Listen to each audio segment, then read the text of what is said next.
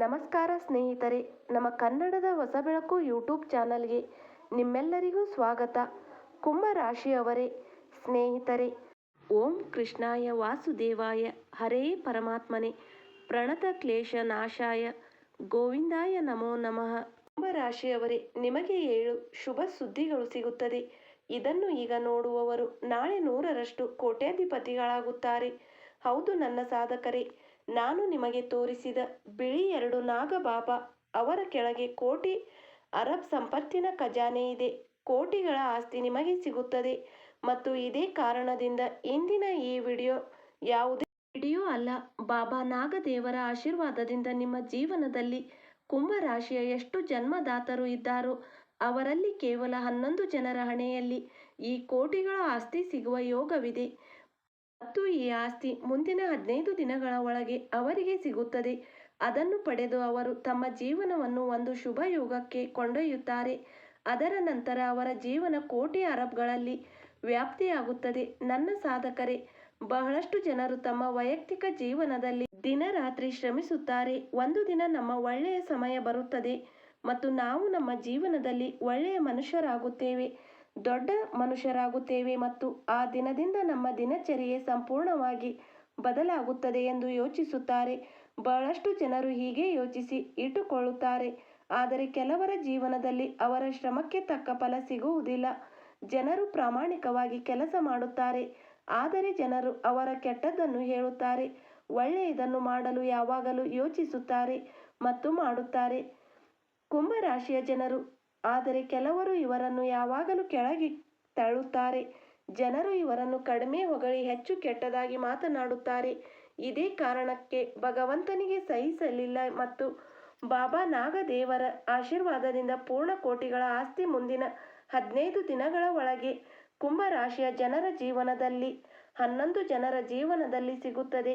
ಮತ್ತು ಈ ವಿಷಯವನ್ನು ಹೇಳುತ್ತೇನೆ, ಕುಂಭ ರಾಶಿ ನಿಮ್ಮದಾಗಿದ್ದರೆ ಮುಂದಿನ 48 ಗಂಟೆಗಳ ನಂತರ ಒಂದು ತುಂಬಾ ಮಹತ್ವದ ದಿನ ಎಂದು ಪರಿಗಣಿಸಲಾಗುತ್ತದೆ.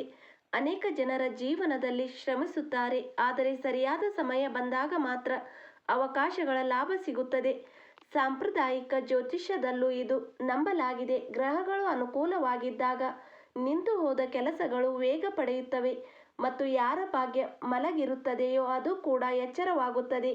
ಇದೇ ಕಾರಣದಿಂದ ಮುಂದಿನ 48 ಗಂಟೆಗಳ ಒಳಗೆ ನಿಮ್ಮ ಜೀವನದಲ್ಲಿ ಪವಾಡ ನಡೆಯುತ್ತದೆ. ವೃತ್ತಿ, ಕೆಲಸ, ವ್ಯಾಪಾರ, ಹಣ ಮತ್ತು ಕುಟುಂಬ ಒಂದು ಸ್ಫೂರ್ತಿದಾಯಕ ಐತಿಹಾಸಿಕ ಘಟನೆ ಮತ್ತು ಕೊನೆಯಲ್ಲಿ ಒಂದು ಅಂತಹ ಪವಾಡ ನಡೆಯುತ್ತದೆ. ಅದನ್ನು ನೋಡಿದ ನಂತರ ನಿಮ್ಮ ಕಾಲ ಕೆಳಗಿನ ನೆಲವೇ ಜಾರುತ್ತದೆ. ಆದರೆ ನೀವು ಕೂಡ ಆ 11 ಜನರಲ್ಲಿ ಸೇರಿದ್ದರೆ ಇಂದಿನ ಈ ವಿಡಿಯೋವನ್ನು ಸಂಪೂರ್ಣವಾಗಿ ನೋಡಿ. ಮತ್ತು ಇಂದು ಮಹಾದೇವನ ನಿಜವಾದ ಭಕ್ತರು ವಿಡಿಯೋಗೆ ಒಂದು ಲೈಕ್ ಮಾಡಿ. ಹಾಗೆ ನಮ್ಮ ಹೊಸ ಬೆಳಕು ಯೂಟ್ಯೂಬ್ ಚಾನಲ್ಗೆ ಮೊದಲು ಸಬ್ಸ್ಕ್ರೈಬ್ ಮಾಡಿಕೊಳ್ಳಿ. ಕೆಳಗೆ ಕಮೆಂಟ್ ಬಾಕ್ಸ್ನಲ್ಲಿ ಹರ ಹರ ಮಹಾದೇವ ಎಂದು ಖಂಡಿತ ಬರೆಯಿರಿ. ವಿಜಯ್ ಬಾಬಾ ನಾಗದೇವ ಎಂದು ಖಂಡಿತ ಬರೆಯಿರಿ ಮತ್ತು ನಂಬಿರಿ. ಈ ವಿಷಯವನ್ನು ಬರೆಯುತ್ತಿದ್ದಂತೆ ನಿಮ್ಮ ಒಳಗೆ ಒಂದು ರೀತಿಯ ಶಕ್ತಿ ಜಾಗೃತವಾಗುತ್ತದೆ, ಒಂದು ರೀತಿಯ ಪವರ್ ನಿಮಗೆ ಅನುಭವವಾಗುತ್ತದೆ. ಅದನ್ನು ನೋಡಿದ ನಂತರ ನಿಮಗೆ ಅನಿಸುತ್ತದೆ, ನಿಜವಾಗಿಯೂ ಈಗ ನಮ್ಮ ಒಳ್ಳೆಯ ಸಮಯ ಬರಲಿದೆ. ನನ್ನ ಸಾಧಕರೇ, ಇಂದಿನ ಈ ವಿಡಿಯೋ ಯಾವುದೇ ಸಾಮಾನ್ಯ ವಿಡಿಯೋ ಅಲ್ಲ. ಪ್ರಪಂಚದಲ್ಲಿ ಬಹಳಷ್ಟು ಲಕ್ಷ ಕೋಟಿ ಜನರಿದ್ದಾರೆ. ಕುಂಭ ರಾಶಿಯ ಜನರು ಬಹಳ ಜನರಿದ್ದಾರೆ. ಆದರೆ ನೀವು ಈ ವಿಡಿಯೋ ನೋಡುತ್ತಿದ್ದರೆ ಇದು ಯಾವುದೇ ಸಾಮಾನ್ಯ ಸಂಕೇತವಲ್ಲ. ಇದು ಭಗವಂತನು ನೇರವಾಗಿ ಕೊಟ್ಟ ಸಂಕೇತ. ಮೊದಲ ಸಂಕೇತವೆಂದರೆ ಈ ವಿಡಿಯೋ ನಿಮ್ಮ ಬಳಿಗೆ ಬಂದಿದೆ ಮತ್ತು ಈ ವಿಡಿಯೋವನ್ನು ನೀವು ಶುರುವಿನಿಂದ ಕೊನೆಯವರೆಗೂ ಖಂಡಿತ ನೋಡಬೇಕು. ನಿಮ್ಮ ಜೀವನವನ್ನು ಬದಲಾಯಿಸಲು ಬಯಸಿದರೆ, ಸುಧಾರಿಸಿಕೊಳ್ಳಲು ಬಯಸಿದರೆ, ಮಲಗಿರುವ ಭಾಗ್ಯವನ್ನು ಓಡುತ್ತಿರುವಂತೆ ನೋಡಲು ಬಯಸಿದರೆ ನೋಡಿ. ನಮ್ಮ ಗುರುಜಿ ಏನು ಹೇಳುತ್ತಾರೆ. ಒಂದು ದಿನ ಒಬ್ಬ ಮನುಷ್ಯ ನದಿ ದಡದಲ್ಲಿ ಮೀನು ಹಿಡಿಯುತ್ತಿದ್ದ. ಮೀನು ಹಿಡಿಯುತ್ತಾ ಅವನ ಕಾಲೇ ಅವನ ಗಾಳಕ್ಕೆ ಸಿಕ್ಕಿ ಬಿದ್ದಿತು.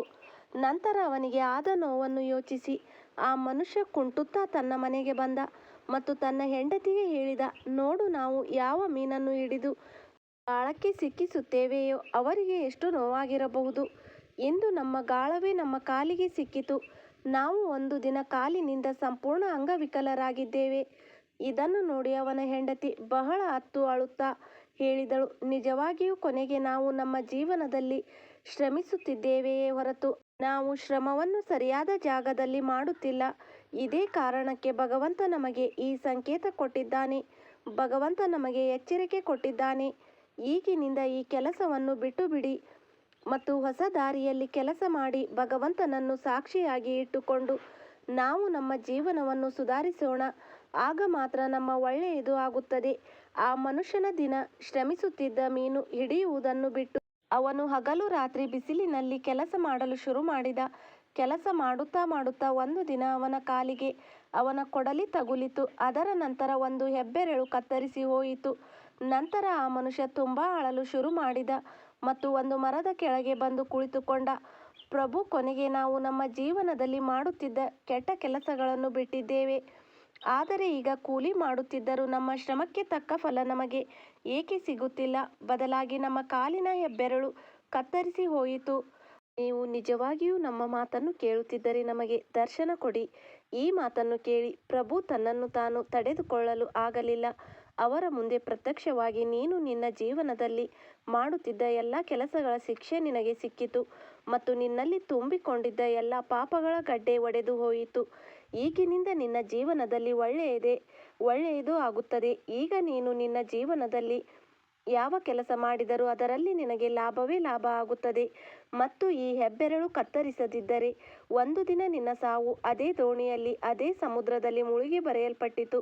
ಆದರೆ ನೀನು ಸರಿಯಾದ ಸಮಯದಲ್ಲಿ ಆ ಕೆಲಸವನ್ನು ಬಿಟ್ಟೆ. ಅದರ ನಂತರ ನಿನ್ನ ಜೀವನ ಈಗ ಚೆನ್ನಾಗಿ ಸಾಗುತ್ತದೆ ಮತ್ತು ನಿನ್ನ ಜೀವನದಲ್ಲಿ ಏನನ್ನು ಬಯಸುತ್ತಿದ್ದೀಯೋ ಎಲ್ಲವೂ ಸಿಗುತ್ತದೆ ಎಂದು ಹೇಳಿ ಭಗವಂತ ಮಾಯವಾದರು. ಅವನು ಭಗವಂತನ ಮಾತನ್ನು ಒಪ್ಪಿಕೊಂಡು ದಿನ ಪೂಜೆ ಮತ್ತು ಪಾಠ ಮಾಡುತ್ತಿದ್ದ ಮತ್ತು ತನ್ನ ಜೀವನದಲ್ಲಿ ಕೆಲಸ ಮಾಡುತ್ತಿದ್ದ.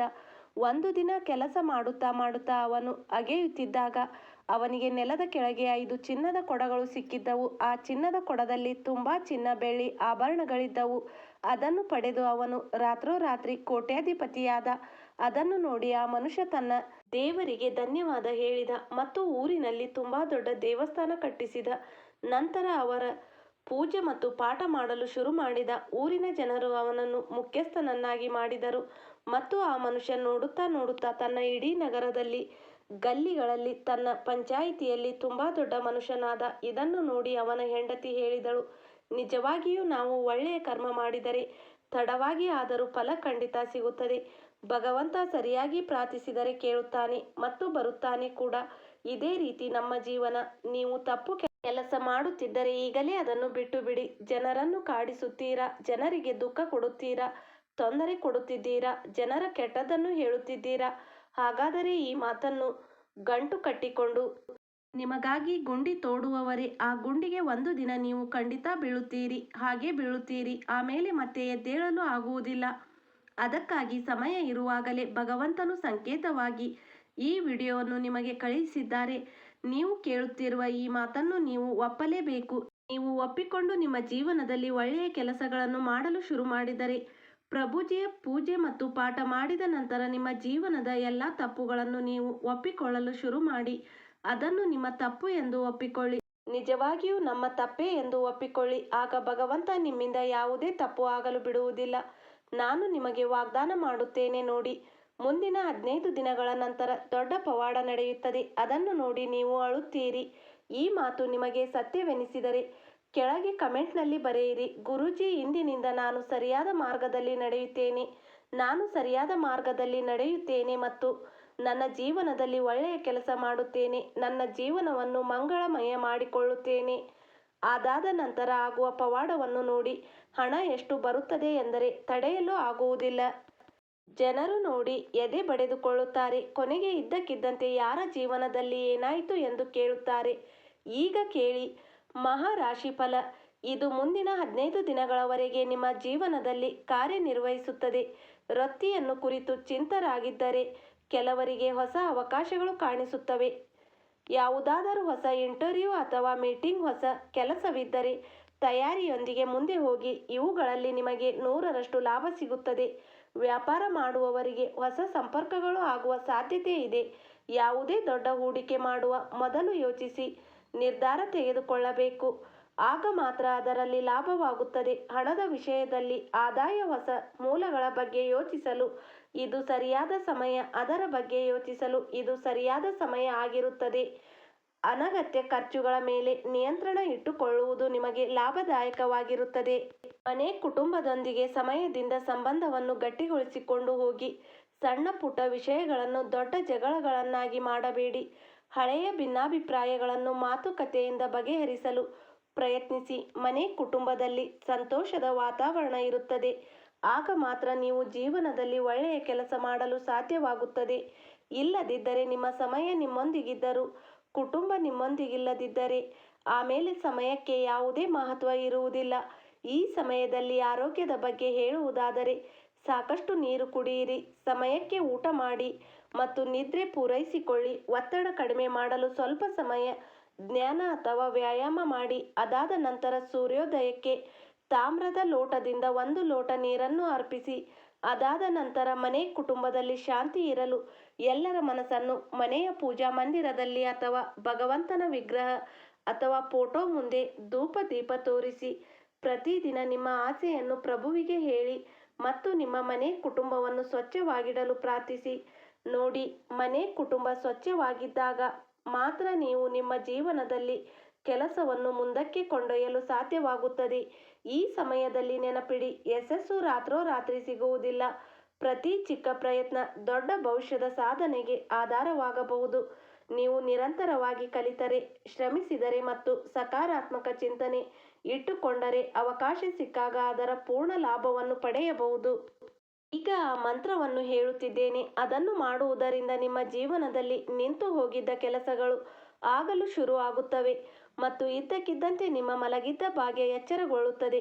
ನಿಮ್ಮ ಶ್ರದ್ಧೆ ಇದ್ದರೆ ಶನಿವಾರ ಅಥವಾ ನಿಮ್ಮ ಅನುಕೂಲಕ್ಕೆ ತಕ್ಕಂತೆ ಭಗವಾನ್ ಶಿವ ಅಥವಾ ನಿಮ್ಮ ಇಷ್ಟ ದೇವರ ಸ್ಮರಣೆ ಮಾಡಿ ಮತ್ತು ಈ ಮಂತ್ರವನ್ನು 108 ಬಾರಿ ಜಪಿಸಿ. ಓಂ ನಮಃ ಶಿವಾಯ, ಓಂ ಶಂ ಶನೇಶ್ವರಾಯ ನಮಃ. ಇದನ್ನು ಶ್ರದ್ಧೆಯಿಂದ 108 ಬಾರಿ ಜಪಿಸಿ. ಸರಳ ಪರಿಹಾರ: ಅಗತ್ಯವಿರುವವರಿಗೆ ಸಹಾಯ ಮಾಡಿ. ಕೋಪ ಮತ್ತು ನಕಾರಾತ್ಮಕತೆಯಿಂದ ದೂರವಿರಿ. ಮನೆಯಲ್ಲಿ ಸ್ವಚ್ಛತೆ ಮತ್ತು ಸಕಾರಾತ್ಮಕ ವಾತಾವರಣ ಇಟ್ಟುಕೊಳ್ಳಿ. ನಿಮ್ಮ ಗುರಿಗಳನ್ನು ಬರೆಯಿರಿ ಮತ್ತು ಪ್ರತಿದಿನ ಅವುಗಳಿಗಾಗಿ ಒಂದು ಚಿಕ್ಕ ಹೆಜ್ಜೆ ಇಡಿ. ಸ್ನೇಹಿತರೆ, ಸಾಂಪ್ರದಾಯಿಕವಾಗಿ ಭವಿಷ್ಯದಲ್ಲಿ ಯಾವುದೇ ಖಚಿತವಾದ ಗ್ಯಾರಂಟಿ ಇರುವುದಿಲ್ಲ. ಬದಲಿಗೆ ಅದು ಸಾಧ್ಯತೆ ಮತ್ತು ನಂಬಿಕೆಗಳ ಮೇಲೆ ಆಧಾರಿತ ಮಾರ್ಗದರ್ಶನ ಎಂದು ಪರಿಗಣಿಸಲಾಗುತ್ತದೆ. ನಿಮ್ಮ ಶ್ರಮ ಮತ್ತು ನಿರ್ಧಾರ ಕರ್ಮವೇ ಅತಿ ದೊಡ್ಡ ಬದಲಾವಣೆ ತರುತ್ತದೆ. ನಿಮ್ಮ ಜೀವನದಲ್ಲಿ ಸರಿಯಾದ ಶ್ರಮದಿಂದ, ಸರಿಯಾದ ಮನಸ್ಸಿನಿಂದ, ಸರಿಯಾದ ದೇಹದಿಂದ, ಹೃದಯದಿಂದ ಮತ್ತು ಶ್ರದ್ಧೆಯಿಂದ ಶ್ರಮಿಸುತ್ತೀರಿ ಮತ್ತು ಸರಿಯಾದ ಜಾಗದಲ್ಲಿ ಕೆಲಸ ಮಾಡುತ್ತೀರಿ. ಪ್ರಭು ನಿಮ್ಮ ಮಾತನ್ನು ಕೇಳುತ್ತಾರೆ ಮತ್ತು ನಿಮಗೆ ಕೋಟಿಗಳ ಖಜಾನೆಯನ್ನು ಕೊಡಿಸುತ್ತಾರೆ. ಈಗ ಮಾತನಾಡೋಣ. ಆ 11 ಜನರ ಬಗ್ಗೆ. ಯಾರ ಜೀವನದಲ್ಲಿ ಈ ಕೋಟಿಗಳ ಖಜಾನೆ ಸಿಗುತ್ತದೆ? ನನ್ನ ಸಾಧಕರೇ, ಮುಂದಿನ 15 ದಿನಗಳ ಒಳಗೆ ಕನಸಿನಲ್ಲಿ ನಿಮಗೆ 2 ಬಿಳಿ ಹಾವುಗಳು ಕಂಡುಬಂದರೆ ಮತ್ತು ಅವು ನಿಮ್ಮ ಹಿಂದೆ ಹರಿದು ಬರುವುದನ್ನು ನೋಡಿದರೆ, ಕೊನೆಯಲ್ಲಿ ಆ ಹಾವುಗಳು ಮಾಯವಾದ ಜಾಗ ನಿಮಗೆ ಗೊತ್ತಿದ್ದರೆ ಅಲ್ಲಿಗೆ ಹೋಗಿ ನೋಡಿ.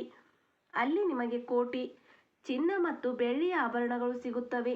ಈ ಮಾತನ್ನು ನಾನು ಹೇಳುತ್ತಿಲ್ಲ. ಈ ಮಾತನ್ನು ನಿಮ್ಮ ಗ್ರಹಗಳ ಸಂಚಾರದ ಆಧಾರದ ಮೇಲೆ ನಿಮ್ಮ ಜಾತಕವೇ ಹೇಳುತ್ತಿದೆ ಮತ್ತು ಆ ಜಾಗಕ್ಕೆ ಹೋಗಿ ನೋಡಿದರೆ ಅವರಿಗೆ ಲಾಭವಾಗುತ್ತದೆ. ನಿಮ್ಮ ರಾಶಿಯ ಜನರು ತುಂಬಾ ಜನ ಇದ್ದಾರೆ. ಮುಂದಿನ 45 ದಿನಗಳ ಒಳಗೆ ಕುಂಭ ರಾಶಿಯವರಲ್ಲಿ ಯಾರಿಗಾದರೂ ಬಿಳಿ ಹಾವು ಕನಸಿನಲ್ಲಿ ಕಂಡುಬಂದರೆ, ಮೀನು ಕಂಡುಬಂದರೆ ಅಥವಾ ನದಿ ಕಂಡುಬಂದರೆ ನಿಮಗೆ ನೆನಪಿಡಿ, ತುಂಬಾ ಲಾಭವಾಗುತ್ತದೆ ಮತ್ತು ನಿಮ್ಮ ದಿನಚರಿಯನ್ನು ನೀವು ಸರಿಯಾದ ರೀತಿಯಲ್ಲಿ ನಡೆಸಲು ಪ್ರಯತ್ನಿಸಿ. ಪ್ರತಿದಿನ ಬೆಳಗ್ಗೆ ಸಂಜೆ ನಾರಾಯಣ ನಾರಾಯಣ ಅಥವಾ ರಾಧೆ ರಾಧೆ, ಓಂ ಕೃಷ್ಣಾಯ ವಾಸುದೇವಾಯ ಹರೇ ಪರಮಾತ್ಮನೇ ಪ್ರಣತ ಕ್ಲೇಶನಾಶಾಯ ಗೋವಿಂದಾಯ ನಮೋ ನಮಃ ಈ ಮಂತ್ರವನ್ನು ಜಪಿಸಿ. ಮುಂದಿನ 45 ದಿನಗಳ ನಂತರ ನಡೆಯುವ ದೊಡ್ಡ ಪವಾಡವನ್ನು ನೋಡಿ ನೀವು ನಮಗೆ ಧನ್ಯವಾದ ಹೇಳಲು ಬರುತ್ತೀರಿ. ಬಾಬಾ ನಿಮ್ಮ ಮಾತನ್ನು ಕೇಳುತ್ತಾರೆ ಮತ್ತು ನಿಮ್ಮ ಬೇಡಿಕೆಯನ್ನು ಖಂಡಿತ ತುಂಬುತ್ತಾರೆ ಎಂದು ನಿಮಗೆ ನಂಬಿಕೆ ಇದ್ದರೆ ಕೆಳಗೆ ಈಗಲೇ ಕಮೆಂಟ್ ಮಾಡಿ. ಗುರೂಜಿ, ನನಗೆ ನಂಬಿಕೆ ಇದೆ ಮಹಾದೇವನ ಮೇಲೆ. ಅವರು ನಮ್ಮ ಬೇಡಿಕೆಯನ್ನು ಖಂಡಿತ ತುಂಬುತ್ತಾರೆ ಮತ್ತು ನಾವು ನಮ್ಮ ಜೀವನದಲ್ಲಿ ಒಂದು ದಿನ ಖಂಡಿತ ಮುಂದೆ ಹೋಗುತ್ತೇವೆ. ಈಗ ಕೆಳಗೆ ಕಮೆಂಟ್ ಮಾಡಿ. ಅದಾದ ನಂತರ ನೋಡಿ, ಪವಾಡ ಮುಂದಿನ 48 ಗಂಟೆಗಳ ಒಳಗೆ ನಿಮಗೆ ಒಂದು ಅಂತಹ ಸಂದೇಶ ಸಿಗುತ್ತದೆ. ಅದನ್ನು ನೋಡಿ ನೀವು ಸಂತೋಷದಿಂದ ಕುಣಿಯುತ್ತೀರಿ. ಧನ್ಯವಾದಗಳು ಸ್ನೇಹಿತರೆ. ಎಲ್ಲರಿಗೂ ಮಾತಾರಾಣಿ ನಿಮ್ಮ ಮೇಲೆ ಕೃಪೆ ಸುರಿಸಲಿ. ಓಂ ನಮಃ ಶಿವಾಯ.